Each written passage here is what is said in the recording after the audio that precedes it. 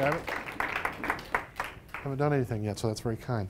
So what I'm going to do is I'm going to take from the title Crusoe, and I'm going to talk a little bit about Robinson Crusoe. So maybe you guys have heard of this story. If not, we'll stop and talk about this for a second. We're going to use that as a metaphor to motivate a discussion of what economics is. All right, so I'm going to try to give you an explanation of the way I understand economics, but I'm first going to motivate it from a completely detached perspective, a novel. Right? So that's the task we have to do, show you the parallels between those two different ways of thinking. All right, so here's Robinson Crusoe. Anybody want to summarize the basic story for me? Guy, there's a whole first third of the novel which doesn't have anything to do with an island, but the majority of the novel is on an island, right? A guy gets shipwrecked. He lands on the island. He starts doing what? Carrying an umbrella. There's definitely an umbrella here on the cover. That's right. Yeah. Okay, he has to make camp. He has to make shelter. He's got to figure out some way to feed himself. One person remarked that even Defoe couldn't write Robinson Crusoe surviving on an island by himself without a ship that was still shipwrecked offshore. So he has to go back out to the ship and collect goodies. There's gunpowder, guns, all different kind of tools, things like this, just happen to be right there offshore. But it's this wonderful experiment of what it would be like to have one person living on an island by themselves and all the things they'd have to do, right? So for a lot of people, this might be an entry into how you might think of economics. You have an amount of time during the day, you have a bunch of tasks to do. How do you allocate your time, scarce time, between a bunch of different options that you have to do this? So I'm going to simplify and just try to give you a story of how I would read Robinson Crusoe. Okay, so this is spearfishing. I've never done this. Has anybody walked along a beach and done this? I don't know how difficult this is, but I take it it's fairly difficult because the fish move around a lot. So, what's that? Bow fishing? Bow fishing and spear. You'd rather do it with a bow? Yeah. Yep. All right. So, but our character here has a spear. He's going to walk around all day. So I'm going to impose some artificial constraints on his time. 12 hours of light. Right? I'm assuming he's somewhere around the tropics or whatever. So he's got 12 hours a day of light. He's going to eat 4 fish in a day. That's how much he needs to sort of keep himself going. And I'm going to say that this is going to be fairly costly. It takes 10 hours a day to spear 4 fish.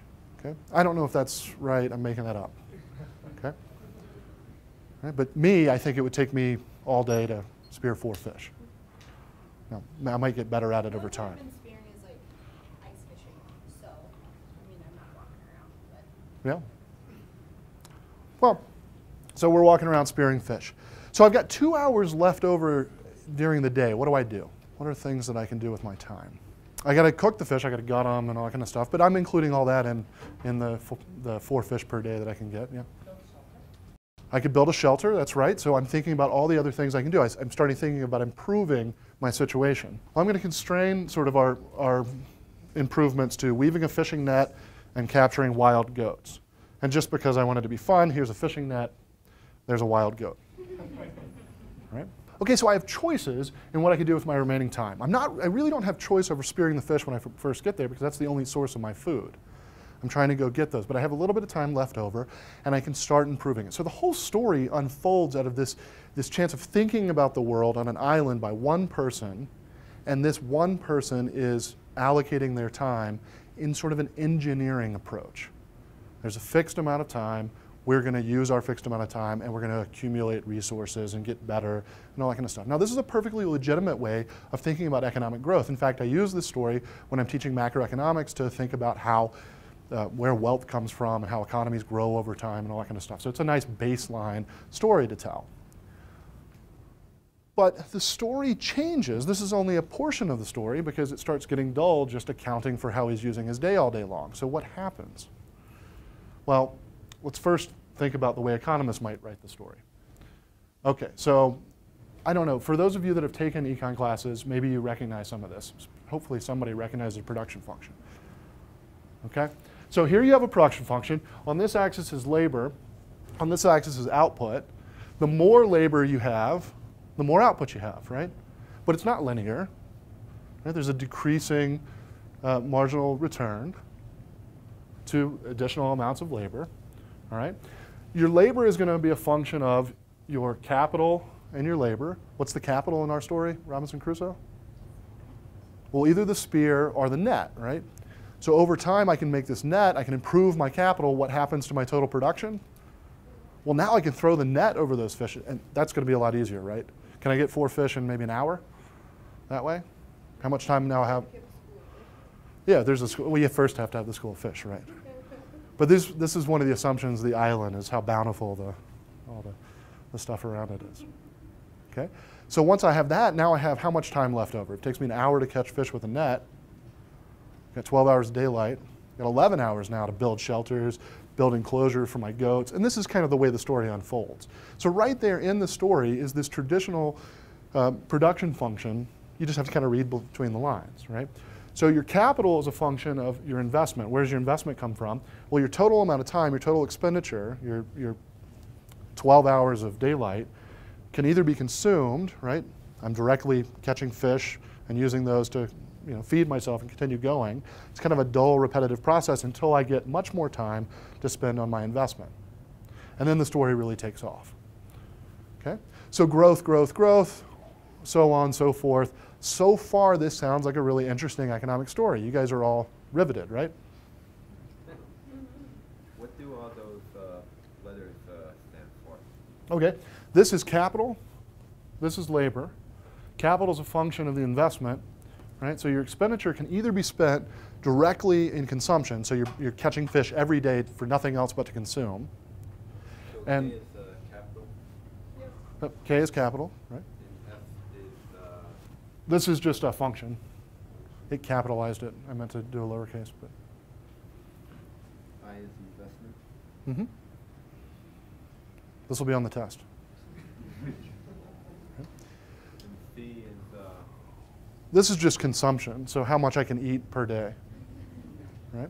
So I divide up all of my time during the day, all of my resources, between either consuming them today or doing something that will help me consume more in the future. Right? So again, all of my expenditure is either in consumption today or consumption in the future. And my motivation for withholding my consumption today, not catching an additional 5th, 6th, 7th, 8th fish, is that I can build a net and then I can catch more fish reliably in the future or catch them more quickly and have more time to build a house, build a goat enclosure, all those kind of things. So the story, Robinson Crusoe, just really follows this pattern. So the first third, he's a sailor, he's running around getting into trouble. Second third, he's alone on an island. Anybody know what the last third of the novel is? Saturday. What's that? You mean Saturday? Friday. But yeah, so, yeah. What is Y and L? Y here is production or expenditure. So Y both stands in for your income and your expenditure. This L is labor. In this chart, it's actually N, so that's going to confuse you a little bit, but that's just labor. All right, so I have this picture hanging in my office, framed. I love this picture. What's this? It's a footprint. Is it his footprint? He's wearing shoes. Before he had shoes. Maybe, but it's on the beach. Yeah. That's right. He had to make shoes. So he's getting along. So the second third of the book develops in a way that he is, developed clothing. He's, conserved his shot, and he's still out. He's got this for protection. But he's hunting with other things. He's got raising his goats. He's got his fish net. It's a really well-developed economy, right? No, because where economy begins is right here when he sees his footprint. This is the first evidence that someone else is around. Because up to now, we haven't talked about anything involving exchange. We've just talked about simple allocation of resources between production methods. Okay? So this is the whole motivation that I want to challenge you to think about whether or not you think of economics as simply an engineering idea or whether you think of economics as motivated by exchange. Okay? For me, this is really important. I have it hanging in my office to remind me that economics does not begin until there's an opportunity to exchange. So the last part of the book, Friday is found. He has to find out whether Friday's friendly or he's antagonistic. Turns out he's friendly, he helps Friday, I think rescue his father. You know, they're running from other cannibals. Friday's a cannibal, but you know, so he's a little bit intimidated by that. He at least belongs to a tribe of cannibals from another island that they come over there to sacrifice on the island Crusoe's on, right? But the real interest, right, the reason, you don't just have a story that ends with Robinson Crusoe settling down in his old age in an island. You have a story which ends with the creation of society, right? Coordination between individuals. And I think that that's a much more challenging example. If we hold ourselves only to the task of thinking about what we do in just productive capacity, then we've missed the majority of the story, the point of the story. Okay? So that's my little allegory to motivate what I want to talk to you about in the history of economic thought. Okay. So here's exchange, here's Friday, they're running around, they're having a good time. Right? Exchange is mutually beneficial. You have to figure out what makes other people better off if you want them to voluntarily trade with you. Adam Smith, I'm going to argue, I have another lecture where I can talk to you about Adam Smith. Adam Smith, I'm going to argue, thinks that this is the highest form of the application of human reason. It's figuring out ways to get other people to voluntarily part with things that are valuable in exchange for something you're willing to part with. It's the highest realization of human reasoning capacity. Now, of course, that's from an economist, right? You might hear a different answer from someone else, but I'm really taken by that idea.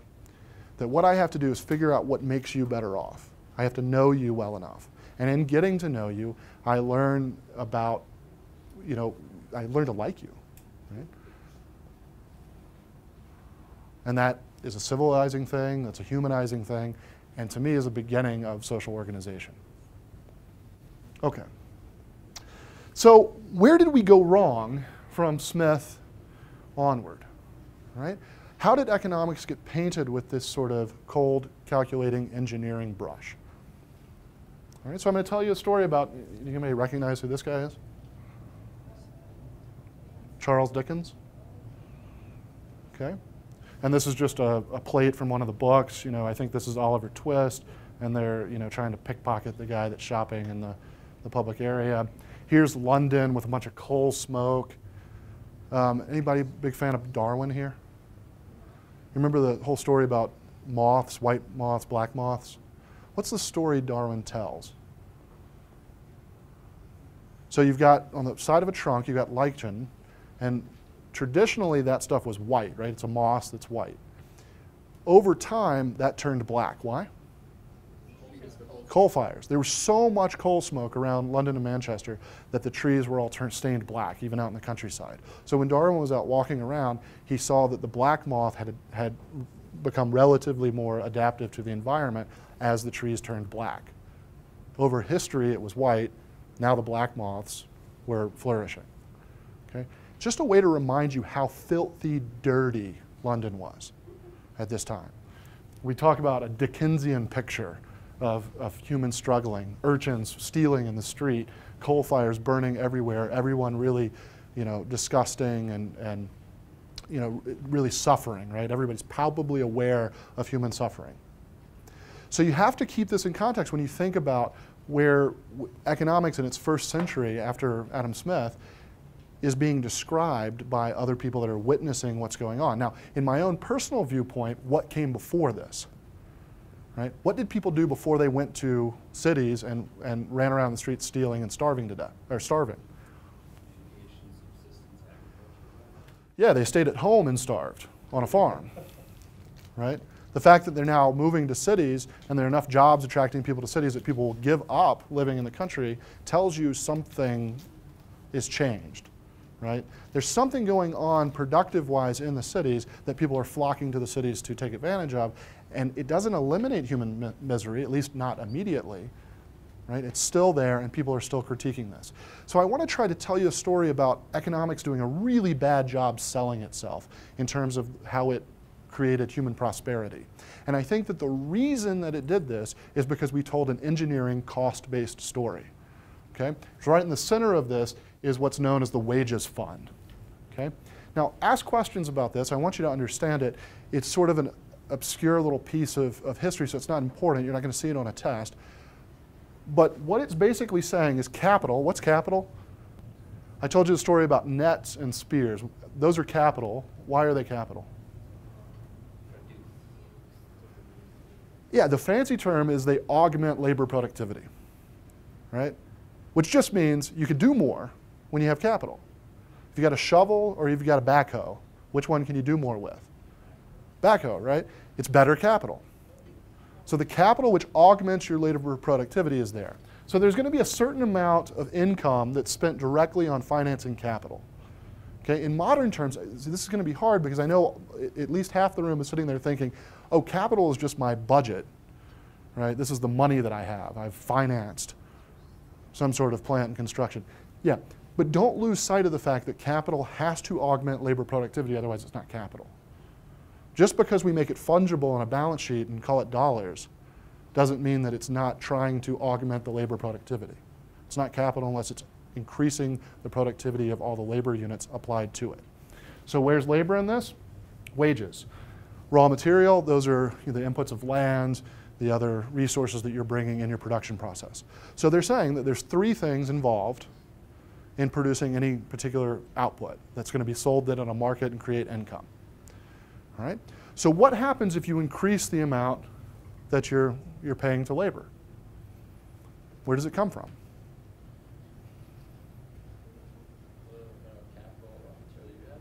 Yeah, it's got to come from capital or it's got to come from resources.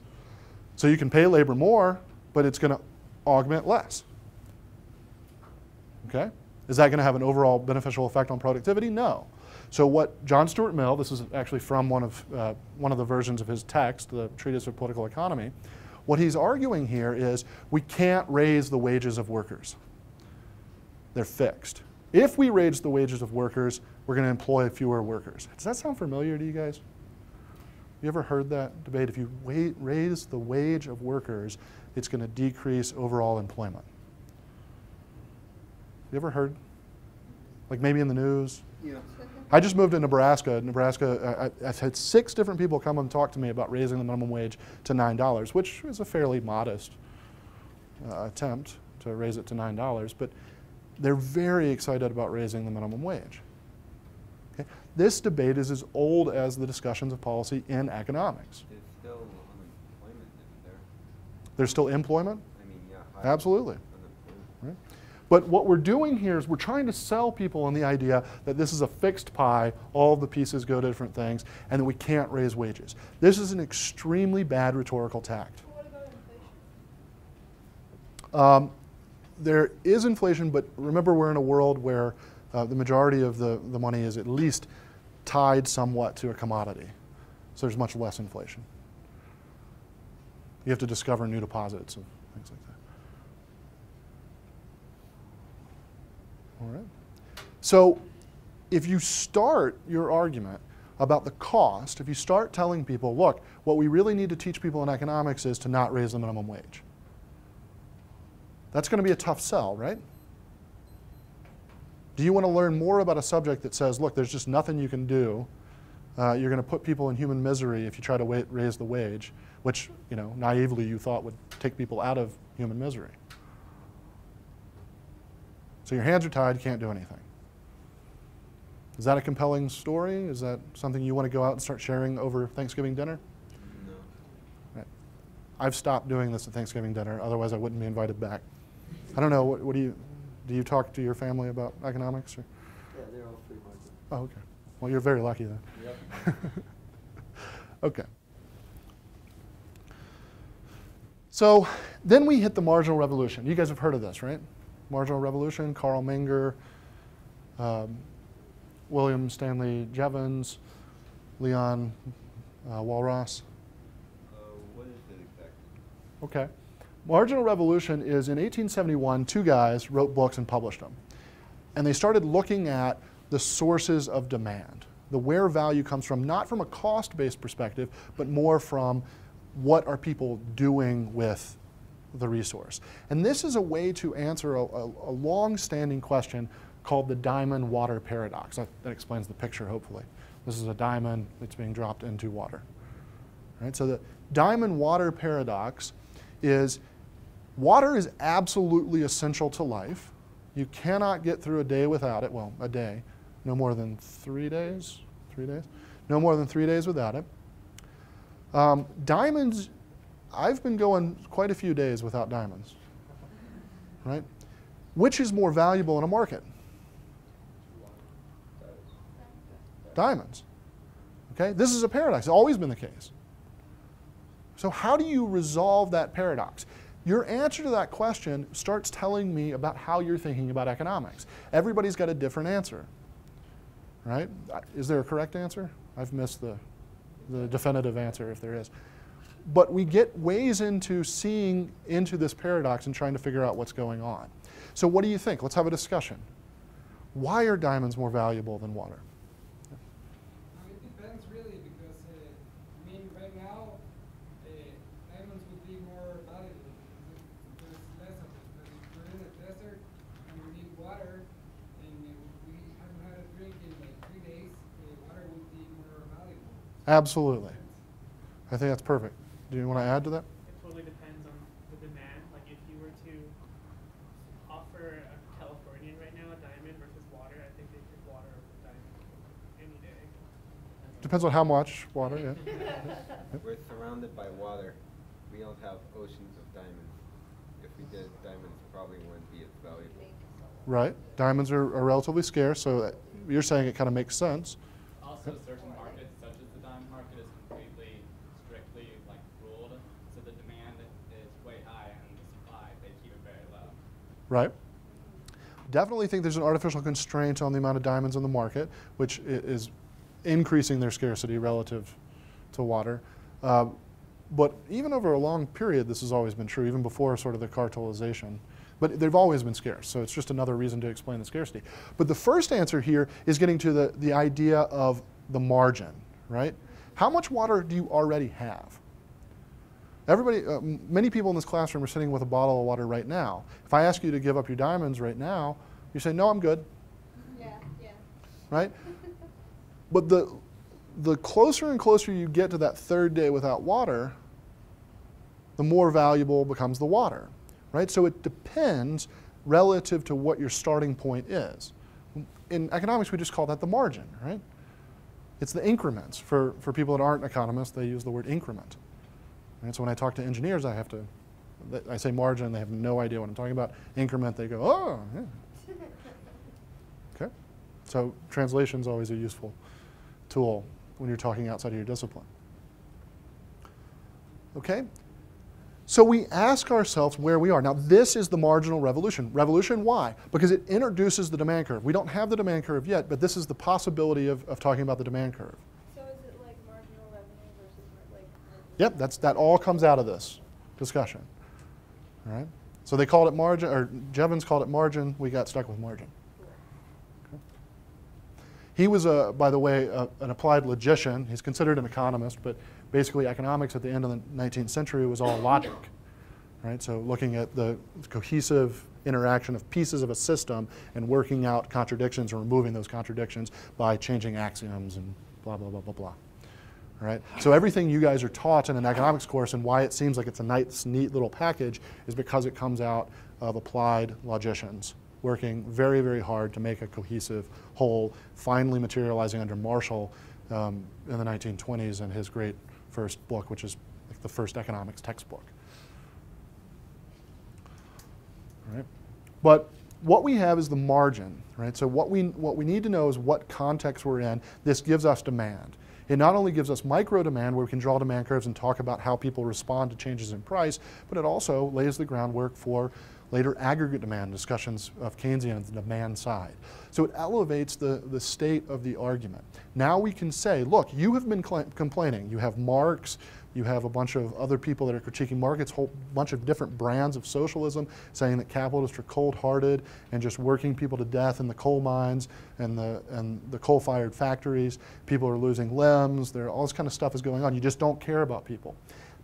The response to that is, no, let's refocus our economics to exactly those people and their interests, and let's talk about an economics that satisfies wants. Let's talk about demand. So demand is a solution to a completely intractable, cost-based approach to thinking about the economy, in my opinion. Okay, so here's Menger. He's going to be my hero. So he's writing in Vienna. This is Austria, right? So if you're going to talk about Austrian economics, this is the granddaddy of Austrian economics. How many people have heard of Menger before? I should mention we have a Menger Prize for undergraduates that is sponsored by FEE and the Koch Foundation, but goes through the Southern Economic Society and the Society for the Development of Austrian Economics. If anybody wants any more information, please come talk to me. It's a prize. You get to travel and present your work at a professional conference. So Menger is going to look at the world and try to describe it, but he's going to do this not from an applied logic point of view, but from a deep philosophical base, an Aristotelian base. Okay? So I don't know, how many people are big into Aristotle? Okay. So this is the point where you guys start telling me what I'm getting wrong here. But here's what I've sort of figured out. The first thing you need for a good, right? The question that Menger poses to start his book, Principles of Economics, is what is the property of a good? All right? Well, there has to be a human need. So what does that mean? Well, you want fish to eat, right? You're Robinson Crusoe, you want fish. So it's a human need. Okay? So something that a human actually wants to obtain. Right? This always strikes people as strange. You produce something, nobody buys it, and you think, man, something's wrong with those people. It should be the entire opposite way around, right? There's a need, how do I satisfy that need? If you switch the gears on the whole production process, rather than thinking they're ready customers for anything you produce, think about what the customers want and how you can achieve that, you create a completely different way of thinking about what your production process is. So out of this follows, money is not a good, it's just a means to an ultimate end. If I ask you if you want to make a lot of money, and you say yes, I'll ask you why, for what? What do you want to buy? And ultimately, if you just want to save it, why? You want security? Do you want to buy stuff later? Do you want to retire early? What is your ultimate consumption that you're interested in? Because if I can't trace it down to some ultimate consumption that you're trying to get, then you've missed the point, right, of why you would want to accumulate resources. So it seems like if you follow every thread on reasons to accumulate wealth, every thread ends in either security, present consumption, future consumption, gifts, bequests to other people. Right? I bet if we start doing this, am I missing anything? Can you think of anything I'm leaving out? What are other motivations for accumulating wealth? Buy a big house, that's consumption. Yeah. Altruism. Yeah, altruism. Yeah. Right? So not just bequest to your family, but just random acts of kindness. Right? Good. All right. So you have to have a human need, right? Is there a causal connection? Right? Do you understand the world that's in a way that says your actions have predictable consequences? Right? So this thing I'm holding in my hand will do certain things under certain conditions. Right? I can charge it. I can call people on it. I can look at pictures of my daughter. I can do FaceTime with my daughter. All of those things I've learned through experience are going to follow from my actions. And I'd be upset if it didn't have that functionality. Right? So I've learned through experience that there's certain connections between this device and the things I want. Right? Relationships with my family, my daughter, etc. So I have this knowledge that's accumulated over time. So I correctly understood a causal connection. Or at least I believe I correctly understand a causal connection. All right? And you advance knowledge by removing error. This is important to me in the discussion that I want to have. If I believe erroneously that the reason that this works is because I've lit candles to the god of cell phones, right, and that's why it works, and then I fail to do that one day, and I discover it still works, I've now recognized something that wasn't true about the world. It wasn't ghosts after all, or little people living inside the phone. Yeah, it could be little people living inside the phone, right? But over time, the process of knowledge accumulation is to increase the the correctness of my causal claims. All right? And then I actually have to have possession of it. Right? If Nick has my cell phone, I can't do the things I'm used to doing on my cell phone, simply because I don't possess it. It still has those properties. I'm still aware of those properties. I still have the need for those services, but I can't execute it because it's not in my possession. So this is Menger's way of starting out what a human good is. And he's got some footnotes to De Anima and some other pieces of this. What we then can do is look at a good and see which one of these is a good. They all do something in common, right? Anybody know what this is? Makes fire. Yeah, it's the bow and stick, right? So you do this. This is a holding piece. Right here, you create friction enough that you get a spark. You dump that spark into some kindling, and you get a fire. If I know it, if I have possession of it, if it works every time, that's a good, right? Until I get something like this or this, right? It could break, but as long as I know how to operate it, it should work pretty well. I carry it in a kit. I'm doing pretty well. But once I have a better means of getting to my end, is this a good? Unless I want it for ornamentation,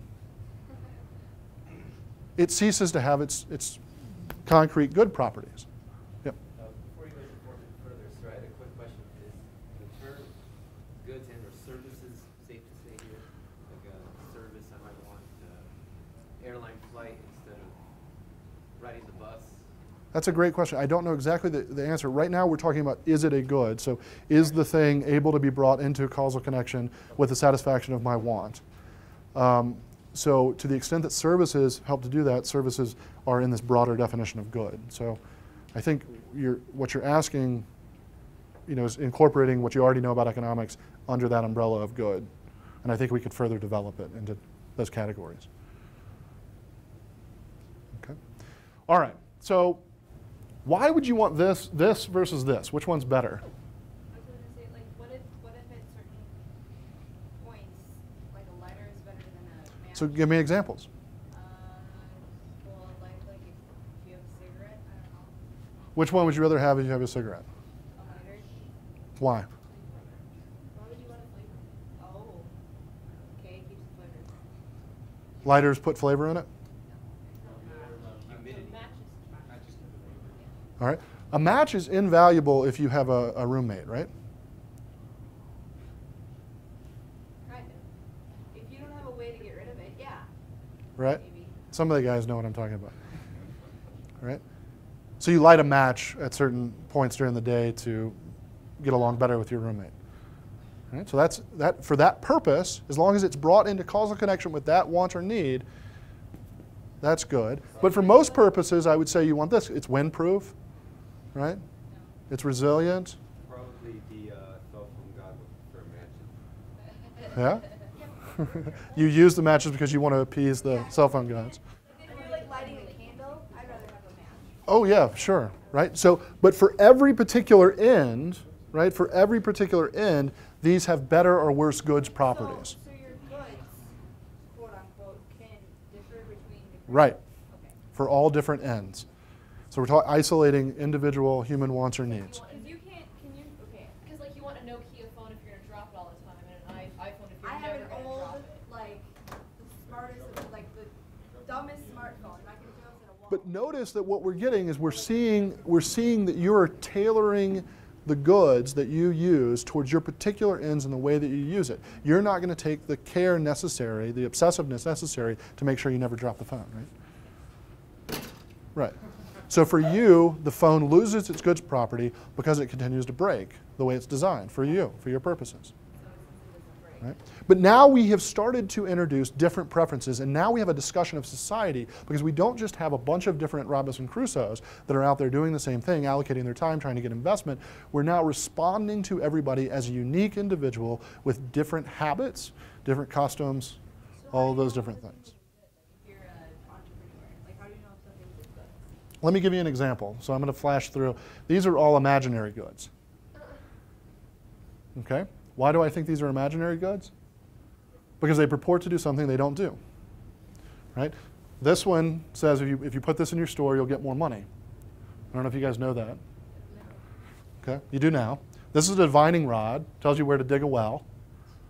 Okay? No reason to believe there's a causal connection. Now, it may be true that it's ceremonially important. Rabbit's foot, anybody have one of those? They're fluffy. Yeah. Voodoo doll, snake oil. Anything with turpentine in it isn't probably going to make you net better off. It's listed on here. You can't read it, but it's turpentine. Okay. Makeup. What's makeup designed to do? Like a Self, clown. self-esteem, confidence. Yeah. So like, as a good, you would say that razors are completely, not necessarily a false good, but they had a falsely stated reason to have them. As long as the reason is falsely stated. So if makeup makes you more attractive, right? It doesn't make you more attractive, it makes you appear more attractive. As long as you're willing to make that nuanced difference, that's what's important to me is that I appear attractive, then you've actually clarified. That versus Michael Jackson. This is not Michael Jackson. I just put this up here to remind you that men are the ones that started the makeup thing. Okay. Yep. The thing about makeup, though, is that it doesn't work as a signal if everybody uses it. Right. Because then you're just elevating your attractiveness that much more, but it's not differentiating you from anybody else. Right. So everybody has different strategies. You see, again, back to my point, that we live in an economy that's just totally varied with everybody playing these strategic games and interacting with each other in order to find what the good thing, and that will change the goods that you're dealing with. All right, so I only have a minute left, but taste, does taste matter? This is 1970s shag carpeting. Here, I want to tell you the story. I worked at Outback Steakhouse, and this is actually from their catalog. I searched for the catalog online, looked up the part number, and this is the actual bulb they use over their tables. Why are their bulbs blue? Over every table, there's a lamp, and in every one of those lamps is a blue bulb. It psychologically affects the customer. Yes, it does, but how? When you order your steak medium, they bring it slightly under medium, and the blue bulb makes it look like it's cooked more than it is. And they've learned that you actually enjoy your steak, you being every single person that orders a steak, actually enjoys their steak a little bit less cooked than they order. Yeah. So as a result of this, they've tricked you, right? Steakhouses use blue bulbs. I know this for sure with Outback, but I'm pretty sure it goes on at other steakhouses. They use dark bulbs to convince you that your steak is more cooked and at your order rather than overcook a good piece of meat that they paid a lot of money for and are charging you quite a bit of money for. All right? They've learned something. Now, how do you think they figured this out? I don't think anybody sat down and did a thesis on psychology. You discover these things over time and you accumulate them. It's not a cost-based approach as much as a discovery process. And that's the point that I sort of want to drive home here. All right, so we eventually get the demand. Only other thing that I want to just point out to you, we can talk about it later, is that supply is just derived demand.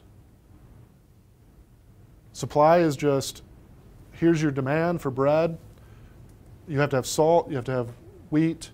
That's the second order, so first order good, second order goods. Third order goods, labor and capital, and on and on and on.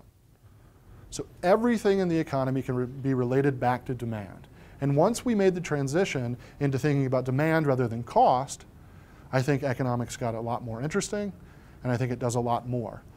So my sort of advocacy here is don't try to talk to people about economics as if it's cost-based engineering. Talk to them about the want satisfaction for human needs that we're able to provide and understand as a result of economics. Thank you.